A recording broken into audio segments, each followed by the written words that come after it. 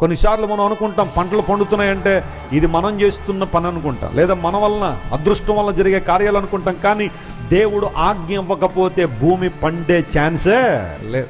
పంటలు పండాలంటే దేవుని కార్యం. ఆయన ఆజ్ఞను బట్టే సర్వ ప్రపంచము నడవాల్సిందే కానీ ఎవరి ఇష్టానుసారంగా వారు ఆజ్ఞాపించేస్తే జరిగే కార్యాలు కాదు ఇది. కొన్ని ప్రాంతాల్లో వర్షాలు కురవబోతే చెప్పండి ఏం చేస్తారో తెలుసా? కప్పలకి పెళ్లి చేస్తారు. వారి ఆలోచన ఏంటంటే అలా కప్పలకు పెళ్లి చేస్తే ఏం పడుతుందని వర్షాలు పరుస్తాను. మూఢనమ్మకాలు అంటాను వాటిని, సూపర్ స్టిషన్స్. కొన్ని ప్రాంతాల్లో గాడిదలకు వివాహం చేసే వాళ్ళు ఉంటారు వర్షాలు పడవాలని.